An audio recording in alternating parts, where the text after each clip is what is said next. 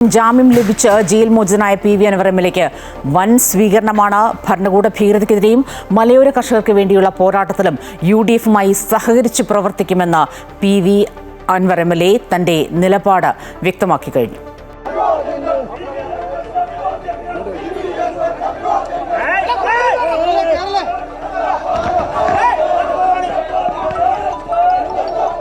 പതിനെട്ട് മണിക്കൂർ ജയിൽവാസത്തിനു ശേഷം കൃത്യമായ രാഷ്ട്രീയ സന്ദേശവുമായാണ് പി.വി. അൻവർ എം.എൽ.എ പുറത്തുവരുന്നത്.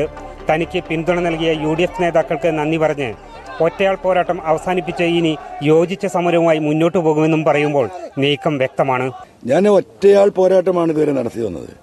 ഈ വേറിട്ട ഒറ്റയാൾ പോരാട്ടം മാറ്റി നിർത്തിക്കൊണ്ട് പിണറായിയുടെ ഈ പറയുന്ന ദുർഭരണം, ഈ പറയുന്ന ഭരണകൂട ഭീകരത, ഈ പറയുന്ന ന്യൂനപക്ഷ വെറുപ്പും ന്യൂനപക്ഷങ്ങളെ തകർക്കാനുള്ള ഗൂഢാലോചനയും ഇതിനെതിരെ UDF-മായി കൈകോർത്തുകൊണ്ട് ഒറ്റക്കെട്ടായി നിന്ന് ഈ പിണറായി സത്തെ ഭരണത്തിൽ നിന്ന് താഴെ ഇറക്കാനുള്ള പോരാട്ടത്തിനായിരിക്കും ഇനി എന്റെ പിന്തുണ. തിങ്കളാഴ്ച പുലർച്ചെ 2:15 തവനൂരിലെ സെൻട്രൽ ജയിലിൽ അടയ്ക്കപ്പെട്ട പി.വി. അൻവറിന് രാത്രി 8:15 തന്നെ പുറത്തിറങ്ങാനായി.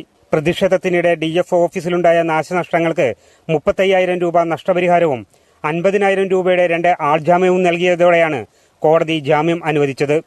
എല്ലാ ബുധനാഴ്ചയും അന്വേഷണ ഉദ്യോഗസ്ഥന് മുന്നിൽ ഹാജരാകണമെന്നും ഉപാധിയിൽ പറയുന്നു. പുറത്തിറങ്ങിയ അൻവറിന് വൻ സ്വീകരണമാണ് അനുയായികൾ നൽകിയത്. പൂമാലയും പൊന്നാടയും നൽകിയായിരുന്നു സ്വീകരണം.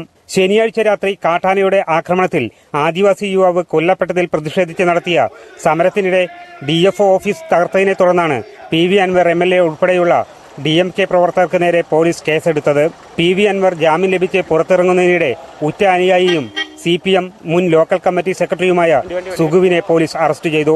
പിണറായിസത്തിനെതിരെ പോരാട്ടം ശക്തമാക്കുമെന്ന മുന്നറിയിപ്പോടെയാണ് പി.വി. അൻവർ M.L.A ജയിലിന് പുറത്തിറങ്ങിയത്. ജയിലിൽ നിന്ന് പുറത്തിറങ്ങിയ പി.വി. അൻവർ കൂടുതൽ കരുത്തനാകുന്നു എന്ന് തെളിയിക്കുന്നതാണ് ഇന്ന് കോട്ടയ്ക്കലും മറ്റിടങ്ങളിലും ലഭിച്ച സ്വീകരണങ്ങൾ. ക്യാമറാമാൻ മനോജ് പേരമ്പ്രയ്ക്കൊപ്പം TK അരവിന്ദൻ, അമൃത ന്യൂസ്.